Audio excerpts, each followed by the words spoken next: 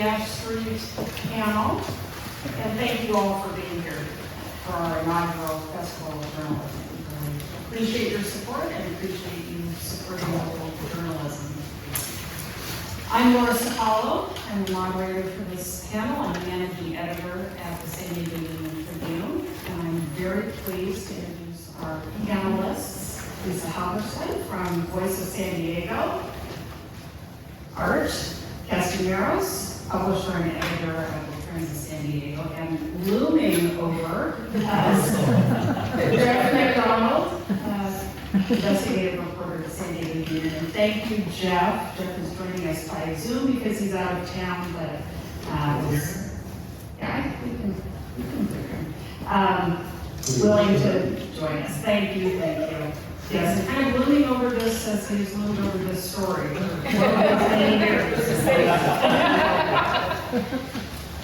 So I thought maybe we would start with just a little bit of background and go back to the spring of 2018. And in April of 2018, San Diego Union published a story under the headline, San Diego is paying almost $18,000 a day to rent a vacant building. It's a story by Jeff McDonald. And the story kind of laid out the city's efforts to consolidate workers into this building that it had acquired through a lease-to-own agreement at 101 Ash Street. The plan originally was to move workers in by July, but because of a series of problems, that was not to happen. And in addition to increasing the number of workers that the city wanted to move into the building, they also discovered problems with the building, including asbestos. So more renovations, a much higher price tag than they had originally planned. And by the time that the story ran, the city found itself paying $18,000 a day for a vacant space that they could not occupy. The story also delved into some of the unusual circumstances around the city acquiring the property, which we'll talk about. And then April's story ended with quoting members of the city council at a budget meeting, expressing concerns and raising questions about the city's investment in 101 Ash Street and the delays in occupying the building. The city's then COO was chastised for failing to keep the council informed about the project and subsequently admitted, quote, "It probably wasn't the most elegant process that we've engaged in with the city." That assessment proved to be an understatement. And that story proved to be the beginning of quite a long saga. So I thought, Jeff, maybe we could start with you and just take us back to that first story, maybe how you got into that story and where that led you in that story. Sure. Good morning, and thank you all for having me and for bearing with the being outside. I love this story when I first heard about it. Somebody who was bothered by the city's behavior and activity bent my ear and told me about this situation. It seemed like a pretty straightforward transaction where I first looked at it. Louder! The city obviously needed office space long before the pandemic, of course. I was interested that they told the council, the mayor's office, the former mayor, that they could move in, that all the building needed was a power wash, and they could move in by, they acquired it in early 2017, they could move in by that summer. There was some internal squabbling over who would get which offices, because it was a nice property, seemingly. And they did some design work, encountered delays. I learned about it in the spring. I probably spent 2 or 3 weeks researching it before that story published. I think it was mid-April when it finally published. Just to get up to speed and figure out what the score was and what was going on. And I think it looked like, a typical city, I don't want to say boondoggle, but, a mistake and delays and maybe a little extra money. And I had no idea it would mushroom into the scandal it has today. The story, as I said, I spent a couple of weeks researching it. We published it. Obviously got a lot of feedback from readers, from city officials, a lot of pledges to do better. By that summer, the council had taken obviously a closer look at what was going on. The mayor's office came back and said, well, we need more money to finish the renovations. And they gave the council 3 options. I think one was $5 million to do a handful of the floors, the upper floors and the bottom floors. One was in the middle, and then up to $30 million to renovate the whole building and be done with it. So the council that summer held its nose and invested another $30 million into the renovations, and those proved, of course, problematic. There wasn't enough money. The renovations cost way more, and then when they did get into the renovations, they encountered asbestos, and somebody dropped a dime on the county regulators came in and issued a stop work order by 2019. And that's when people really started paying attention, because they were 2+ years into paying this $535,000 monthly rent on a building they couldn't occupy. So it was a pretty serious misstep, and I think we're all looking forward to a resolution, even though they've settled the current lawsuits with the 2 primary defendants. The building's still there, and there's a question of what's going to happen to it. So I don't think the story's over by any means. Your fellow panelists would agree with that. So I'm curious, that was kind of the beginning of the public becoming aware of this. I wonder from you two, what was your entry into this story? Maybe, Lisa, I think we'll start with you, because I think you were the next one to come into this story. Yes, so after the renovation vote that Jeff was describing, the city eventually moved folks into the building. In December 2019. But then, a few weeks later, there had been a series of asbestos violations from APCD, an agency that most people in this audience probably have never heard of previously, but they were really bearing down and concerned about asbestos in the building. And so the city decided, after a notice that was particularly concerning, that they were going to evacuate the building. This was in January 2020. And shortly after that evacuation and Jeff's great reporting, my boss, Scott Lewis, brought me and my colleague Jesse Marks into our conference room before the shutdown and everything happened. We couldn't be in that conference room, and said, we need you to get on this. There's something more going on here. And so that's where, it's sort of the end of January 2020 that my 101 Ash saga begins with Voice of San Diego. And so I started digging in along with my colleague Jesse, who made a lot of public records requests. We'll talk about that more later. And I would say a real turning point for me on this story, it was probably in the summer of 2020. I had a lot of questions, as a lot of folks in the audience may have. Why was this lease structured in the way that it was? There was some language that basically put the city on the hook for all the upgrades or any issues that came up with this building, even though it was a lease. So it was a lease-to-own structure, which means basically the city had like a monthly mortgage payment over 20 years for this building, and then would own it at the end. But they needed to, if there were any major issues, the city was on the hook. So where did that come from? But then, so in that time, there was an investigation going on. That the city had hired an outside law firm, and actually two other firms as well, to take a look at what went wrong here. And when that report came out, it was about August 2020, there were a couple really interesting things that came out of that. One was, they talked about, again, underlining this lease structure was just not good for the city in any way. So that became sort of an obsession for me. How did we get here? And then also we found out that in that deal, that there was essentially $14 million that the city couldn't account for. It couldn't follow the money, right? And so I became real obsessed with that. And so was having a lot of conversations first on this deal structure. Why did the city do this? Well, it turned out that a few years before, they had done another deal to acquire a building, Civic Center Plaza, using the same essential formula, right? And so, okay, let's learn more about that. Well, it turns out, before Cistera, which was the city's landlord, stopped talking to me and all the other reporters directly, I was having a conversation with Jason Wood, who was the sort of lead negotiator with the city, and I said, Jason, help me understand this deal structure. And he actually told me, well, you've got to look at this Civic Center Plaza structure. Basically, it was a copy-paste deal.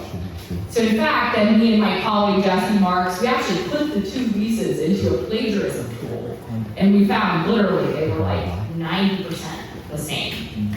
And so then when we had this, bombshell that there was $14 million that couldn't be followed or traced by the city, I was thinking about these two things together. I'm thinking, if one is kind of weird, there's probably something going on with the other. And I really was, started making spreadsheets to figure out where could the money have gone? How much would it have cost, for various types of due diligence?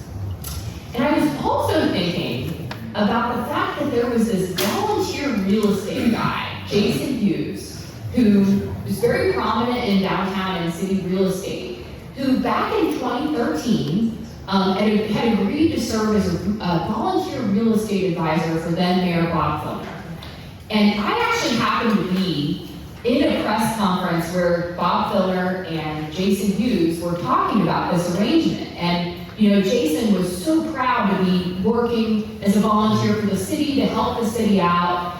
It was interesting to me that, he was advising the city, continued to advise the city when Todd Gloria was interim mayor and, Kevin Faulkner took over, was elected as mayor.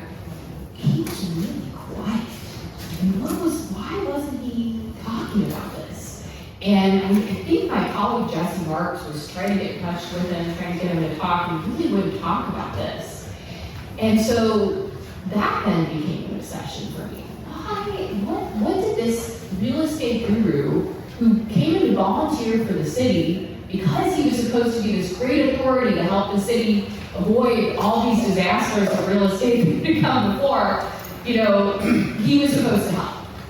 Why is he so quiet?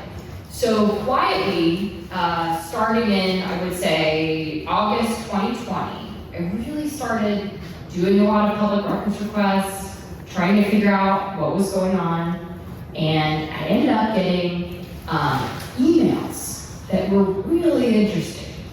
I got this email in particular where Jason Hughes said, and this was actually on the Civic Center Plaza deal, I have an idea that might get us out of a pickle, essentially, but this would be a little bit of a different role for me. So I'd like to be paid for something like this, though not from the city. That was pretty interesting. And so I ended up publishing a story in January 2021, laying out what we could find about what Jason Hughes' role in this was, and it turned out he was the architect of this lease-to-own structure, this idea, and all of that was in the Civic Center Plaza record trail. And I'll wrap up here, but about 6 months later, we learned, in fact, and I have been asking so many times of both Hughes and of Cistera, the city's landlord, did you pay Jason Hughes? Jason Hughes, were you paid on this deal? And they would never answer me. All that Jason Hughes would say is, I promise if I needed to disclose anything, I disclosed it. Gave me a statement. Well, 6 months later, we found out, in fact, that Jason Hughes was paid by the city's landlord. In fact, he was paid about $5 million for his work on Civic Center Plaza and $4.4 million for his work on 101 Ash. Now, I should add, one thing that Jason says about this is that he told many folks of the city that he wanted to be paid. He claims that they signed off on him being paid. The folks of the city, including former Mayor Kevin Faulkner, say that's not the case. They were not aware of him being paid. but this was a huge bombshell. So I will pass the mic over. I've talked a lot. I'm going to pass the mic over to Art, but there was a lot to unpack there. Yeah, so Art, I'm curious, and I think you have a similar experience with noticing that Jason Hughes had suddenly gone silent. Yeah. How did you get into this story? At what point? Well, first, I just want to thank everybody for being here. We write a lot of these stories, and sometimes we don't see faces, and we think nobody cares about these complicated stories, right? The building downtown, does anybody really care? So this is really impressive, actually, to have so many people here. So thank you for being here. My background, I'm much more cynical. My background is before I became a publisher of the Prensa. It's now been 7 years. I spent 25 years in politics. So I've known the former mayor when he was here at San Diego State in college, and I was at UCSD. I've known the current mayor since he was a 19-year-old intern at a campaign that I helped to run. So I've known these people a long time, and I used to be on the other side of the fence. I used to be a chief of staff to a politician. I was a policy director and chief of staff in Sacramento. So I come at it from their side of the world, right? And I didn't write stories. I didn't do well on Ash until the summer of 2020, or the spring of 2020, after the building had been evacuated. And it wasn't by luck. It was by a whistleblower who called me and said, I was there and I'm the one that discovered the asbestos. And so a few months ago, I did a podcast with the 3 main whistleblowers that are the only reason we ever found out about 101 Ash. These 3 Latino guys, 2 engineers and 1 guy who was a Marine lieutenant colonel, who were involved in the project and were told to lie and cover things up. And they stood up to the bosses. They all got sidelined, 1 guy got fired. Those are the 3 people that made this thing happen. We all, in different ways, found out about it after the fact, the documents that we've now requested. But this was, I call it sometimes, this is San Diego's Watergate. This was internal sourcing that were so disgusted with what was going on inside the city that they wanted to protect their jobs and not get fired, but they wanted the truth to come out. And that's exactly how we got on it. I got on it when the building was evacuated. And then we started looking backwards saying, well, how did we get into this deal in the first place? And it turns out it was messy. There was a lot of incompetence. There was some profiteering going on by some people that made some money. But at the end of the day, the reason that there were 2 deals and 1 blew up and 1 didn't is the other building, the city had already been leasing for years. It's for the city attorney's offices. It's called Civic Center Plaza. We call it CCP for short. Civic Center Plaza. They bought it under an exact same lease, but they knew that building and they knew the condition of the building. 101 Ash, they tried to do the same thing. That happens to be the building's a piece of junk. The system didn't work. It had asbestos. The fire systems didn't work. And more dangerous than the asbestos, which won't kill you in 1 day, they put 1,000 employees into that building in December of 2019, knowing that the fire systems didn't work. Had that building caught fire, people would have died in that building. It never passed fire inspection. People lied about it, and that's a bigger story than even the asbestos story. So, ironically, asbestos, which was created as a fire protectant, which we then discovered is cancerous, probably saved lives because that's the reason the building was evacuated, and employees didn't even know that the fire systems didn't work. So the stories that we've written have been primarily driven by inside sources. We were the first ones to write that Jason Hughes got paid. Now, I'm either the best guesser in the world, or we had good sourcing. Right? We had somebody inside who said he got paid, and the number they told me was so obscene that I actually didn't put it in an article. On September 11th of 2020, about 8 or 9 months before Jason Hughes admitted he got paid, we wrote a story saying he got paid. And I left out the number because my source said it was $4.5 million. And I thought, that's just obscene. It can't be. I couldn't prove it. So we just said he got paid.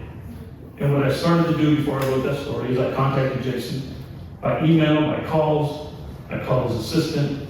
I even called his wife, who's the co-president or co-CEO, sent her an email and a voicemail saying, this is bad for your company. Can you just answer whether or not you got paid?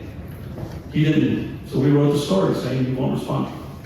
And on Twitter, we started posting, day 2, Jason Hughes won't respond, yes or no, whether he got paid. Day 3, day 4. On day 10, he canceled his Twitter account. And that made me really suspicious. I would think I would have been put out. Right? I mean, who does that? What broker would turn around and say, yeah, I made $4.5 million? He later now says, well, everybody did. Well, that's not true. Lisa was hounding him for a response. I know Jeff was hounding him for a response. I was torturing him on Twitter, and he canceled his account. So, and it turned out later he got paid. But this was really driven, and I would be much more blunt because I take more risks. Jeff Fleischman's here to publish it. He and I had this conversation. We're a small paper.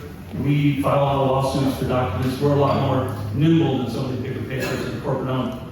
And I don't relish the fight, but I know that someone has to really go do it. I think this is one big political cover-up. Period. Everything else has been smoke and mirrors and everything else. I'll give you the 30-second synopsis of what happened. Everybody wanted to do this deal for different reasons. The MEA, the Municipal Employees Association, the biggest union downtown, wanted their employees to have a nicer office. In the building, when you walked in, it looked really nice. The council members wanted to deliver for the biggest union that gives them the most money. Okay. The brokers wanted to make money, and the guys selling the building wanted to sell the building. Everybody had different interests. And I don't believe there was one big meeting where everybody agreed to screw everybody. I don't believe that. I just think people had different motives. But it happened to be that nobody was watching the overall picture. And the person who we blame for letting it happen is the city attorney, who was the last signatory to the contract. And everything else has been a cover-up to cover her own tracks. So we paid a bunch of money for the building, $30 million in improvements. We just paid $62 million, I think, to buy the building that we can't use. We've spent about $200 million on the building that we can't use. And I honestly believe, and we've written this, so I'm not saying anything I haven't written, it's a cover-up. And it's going to take some years, and this can all be litigated. But at the end of the day, had the city attorney done her due diligence, that lease should have never been signed. Period. That's it. That's the story. So we've been careful. We don't want to get sued for making allegations that we can't prove. So we're very careful about writing stories. If you go back and read all of our stories, we were the first ones to break the Jason Hughes got paid. Ended up being true. We wrote about a story, right, about in the mayor's office, that it was Kevin Faulkner who forced the staff to do a lease and not a purchase. When we wrote that story, his chief spokesperson, former reporter, called me, texted me, and said publicly the story was false. He said we were a gossip column, and he said I wasn't a real journalist. I later won an award for writing about 101 Ash, right? We take a lot of criticism. So the opening, if anybody sat in the keynote speech this morning, it was about the dangers of journalism, right? Well, I've made the mayor mad, the city attorney, the district attorney, the police chief, they're all mad at me. They don't like me. And it is scary because some people, like what happened to Jeff German, unfortunately now get killed, right? But what they've done in this story, and the thing we should talk about today, Dorian Hargrove was politically assassinated, professionally assassinated in the story. He's the one that helped us break the story in 1920. And the city attorney, the mayor, everybody said it was a false story. And everything we've seen since then kind of leads us to believe that that story was true, that there was this had been a big cover-up. So I don't want to take any more time, but we've been pushing the envelope on the story. The reason it's important is it should be a learning lesson. This should be a cautionary tale going forward. Just like the ticket guarantee that didn't work and the pension underfunding that we're still paying for. This will go down in San Diego history as one of those cautionary tales of how not to do deals. But the only way that we can learn from it is to really be honest about what happened. And learn from it, and then hope it doesn't happen again.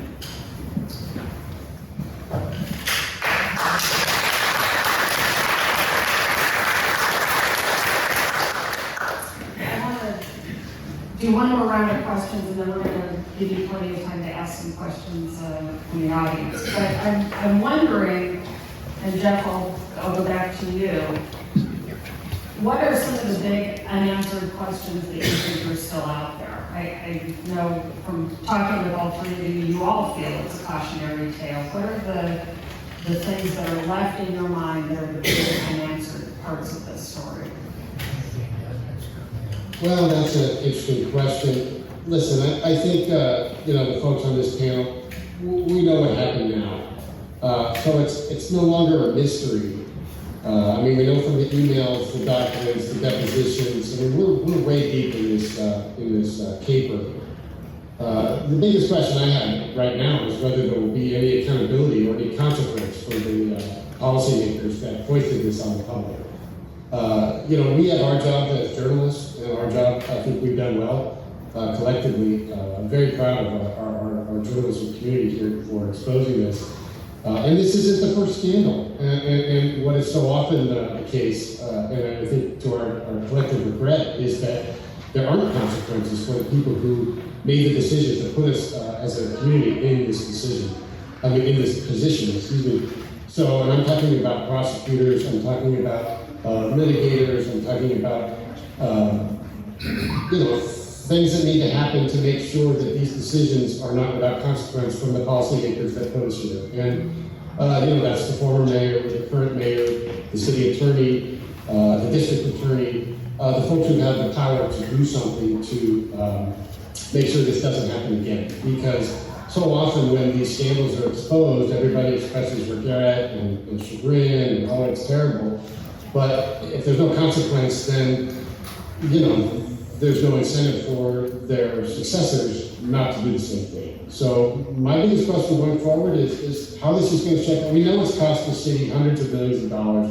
There's tons of lawsuits still pending from the contractors that were exposed to asbestos. Those have yet to even start serious litigation. That's going to cost a lot of money. The real question I have is who's going to pay politically, and if there's going to be any criminal charges. Well, and also the city now owns both of these buildings. It bought out its leases in a settlement deal. And there are questions of how will the city end up using these buildings going forward, particularly 101 Ash, which the last time Mayor Gloria visited it, he was wearing a hazmat suit. So, I'm not exaggerating. So, the question also is, there's a lot of discussion about, revitalizing the civic core, coming up with a redevelopment effort that would include a new city hall. So what does that look like? A lot of us will be following to see what happens with that. Jeff mentioned litigation. I'm certainly interested to see what happens with these workers' cases. I think a lot of stories haven't been told yet. I also continue to be in hot pursuit of depositions because as a journalist, I can't force somebody to sit down and talk to me. Boy, I wish I could. And I really wish, I'm just going to put out publicly, if anyone would like to invite me to any depositions, I would happily come with questions. But I'm watching to see what happens with some of the depositions coming up in these various lawsuits.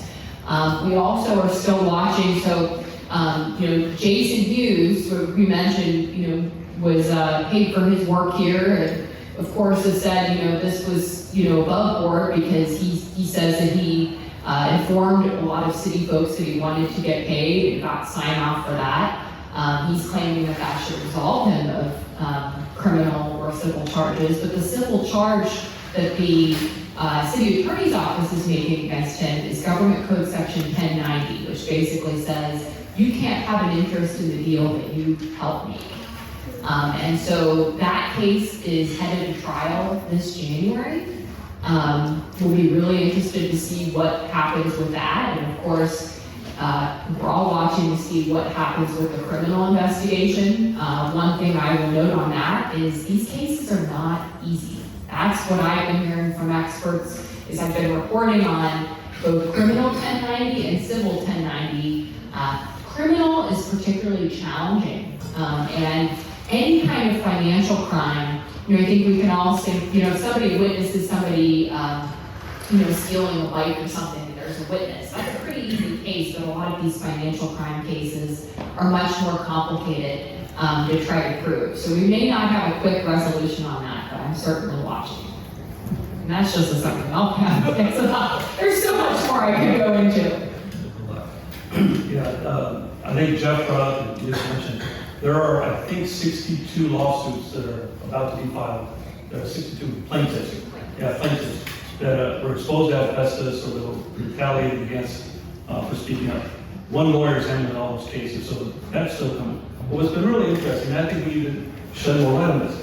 I think it was 2 weeks ago, maybe 3 weeks ago now, the city, there are 2 pending lawsuits about the lease deal still. On the same day, 2 different courtrooms in front of 2 different judges, the city arguing in one case that the deal was fine, and a couple hours later saying that the deal was fraudulent. It can't be, it's one of the 2, I agree, it's one of the 2, it can't be both, right? So even the city's still playing this game. When you talk about 1090, 1090 is a complicated law. I used to work for the state government as a public official, or a staffer, or a consultant, or even a lawyer that's involved in making a contract. You can't have an interest in it. Seems pretty easy, right? We've been arguing, we've written a bunch of stories about Charter Section 225 in the charter of the city. Requires that before a contract is signed with the city, the people signing the contract have to fully disclose everybody that has an interest in that contract. And it comes from, it was actually passed by the voters in, I believe, 1992, because the year before the city almost bought 2 buildings from a mobster, from a known mob financing guy. And so they said, well, we gotta make sure we know who we're doing business with. So it was on the ballot and the public passed this section 225. They didn't do a 225 disclosure on 101-ish. That's it. All you gotta do is go back and say, the charter says that if you don't disclose, the contract is invalid. Now, why would the city attorney not be making that argument? Much easier case than a 1090. She's in court trying to pursue Jason Hughes and Sestero on 1090. Why does she not make the argument? Because she's the one that failed to enforce 225. That's what I mean about this thing should have been DOA. Should have never been signed in the first place. And we keep making the 225 argument. I know that Jason Hughes' lawyer raised that in their deposition. It's a great argument for the city to protect taxpayers, to say that the contract was invalid, we want all our money back, you take your piece of crap building back. The city isn't making that argument. That's the proof to me that this thing is one big cover-up. So I think that Jeff is right. We're going to wait and see who's held accountable. Because if nobody's held accountable, and people are allowed to go on and retire and move out, nobody's held accountable, then it isn't really a learning lesson. It'll become a political cautionary tale, but it won't change people's attitudes and the way that staff and politicians make decisions. I think we have time for a couple of questions. I better go to the publisher first.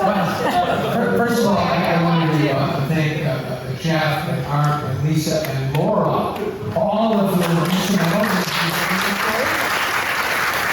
And then, before we get to questions, because I know you're all asking questions, does anybody pick up my mint green iPhone, which is somewhere? It's right here. Oh, you're so wonderful. Okay, I can go on with my life. Thank you. And I can catch my plane after this because I'll have my ticket. Okay, so give it back to the audience.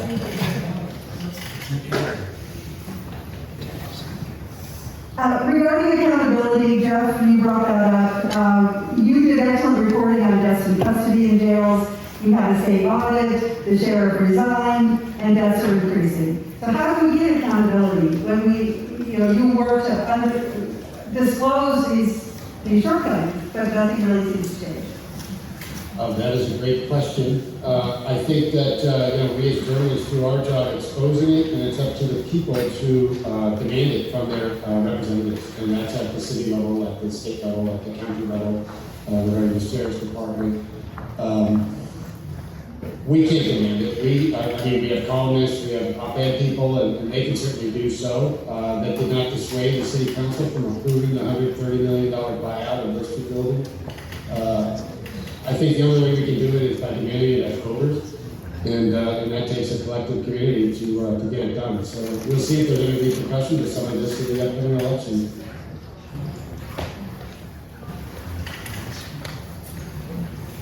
I seem to remember a couple of years ago, I think, in the Union-Tribune, there was an article where one of the owners, I think Sandy Shapery, asserted that the building was stable vis-a-vis asbestos until the renovations were made. And it was the renovations that created, quote, the asbestos problem. And it further asserted that the city had been warned about that. Is there any truth to that at all? I'm not sure if that's to me, but I'll answer that as best I can quickly.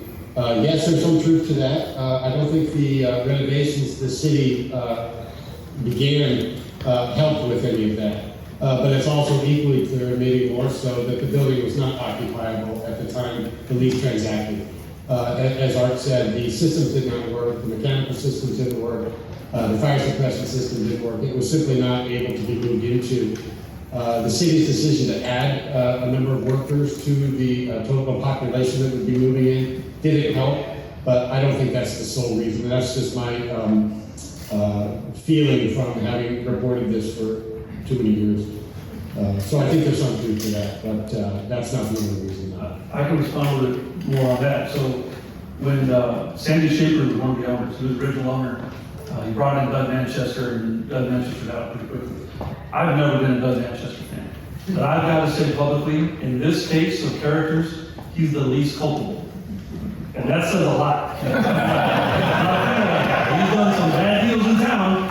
In this case, among this cast of characters, Sandy Shaper was actually worse. Let me tell you why. I brought up, there was an article Sandy Shaper wrote, must have been an opinion piece, I think, Jeff, in the UT. And the title is, I used to own the building and it's in great shape, or something like that, right? It turns out now, if you've seen the documents, he still owns the building. He never actually sold the building. He had Sistera come in as a partner with him for tax purposes. Get a low basis in the building, would have paid a ton of taxes on the sale. So he's still an owner. So one, in the article he wrote was false, that he used to own it, he still does. And two, no, they didn't fully disclose all of the true conditions of the building.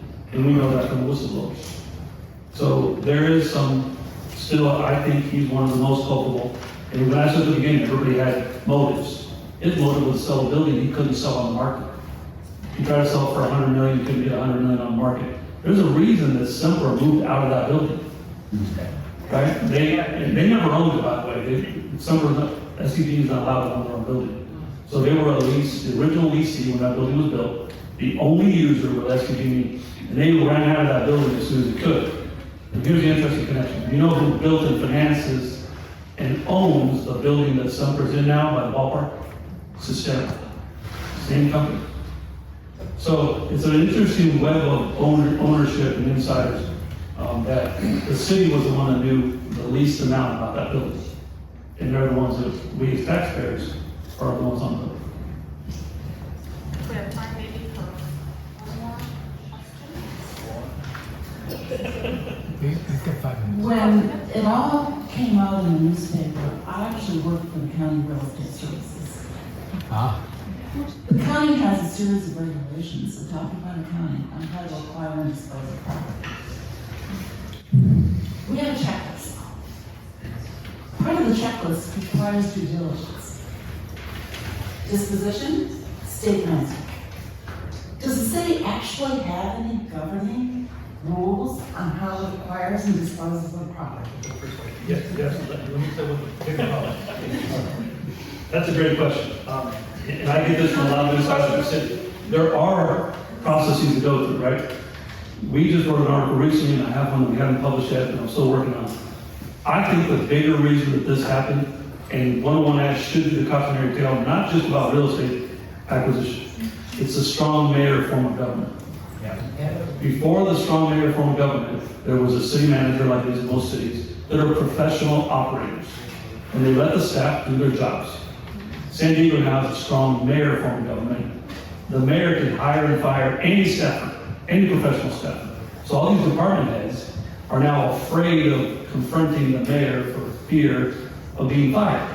So what happened in 101 Act, that we reported first, was in a meeting with the top 6 staff in the city, the COO, deputy COO, the assistant COO, the CFO, Mayor Faulkner said, do a lease, I don't care. I don't want to be seen doing a deal with Doug Manchester. And they didn't allow the professional staff to do their jobs. It just happened again with the sports arena deal. We broke that story a couple weeks ago.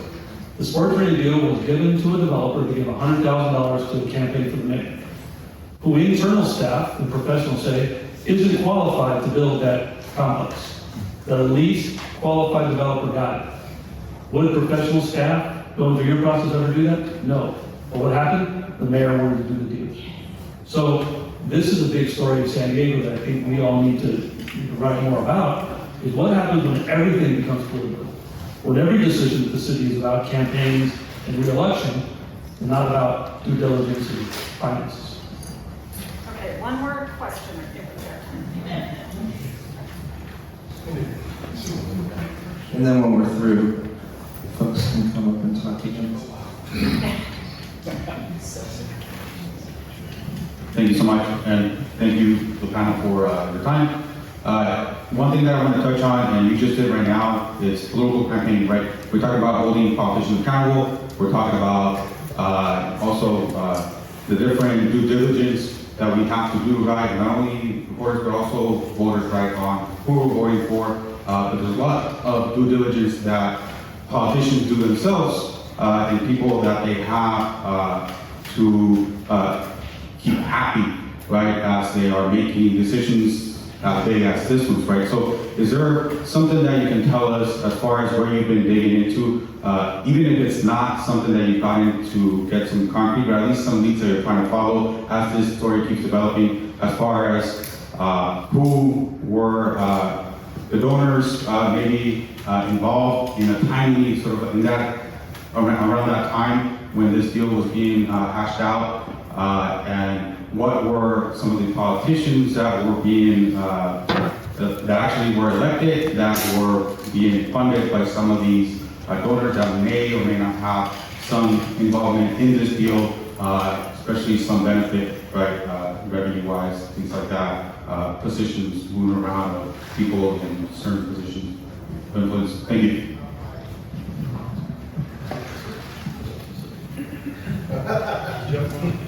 Well, I didn't hear anybody else stand up, so listen, I think that it's pretty clear all of our elected officials respond to the people that participate in their election. That's the unions, that's the developers, that's the contributors that fund their elections, and they're clearly responsible and responsive to those folks more so than everyday citizens. And that's not saying, a terrible thing, that's just human nature. You have to take care of the people that get you elected. So, that's our American system of governance, for better and worse. As far as who was responsible, I think we've reported that, all of us have reported that. It's, the council members are responsible, the past council members, the past city attorney, the current city attorney, the current former mayors. A lot of the department heads have left San Diego, some to other jobs, some to private sector. Again, I go back to saying it's up to us to demand more of the people we put into office. I think, I was a campaign consultant for a long time. I've run dozens of campaigns. I don't want to automatically assume that somebody gives a $350 contribution and they bought the mayor off, right?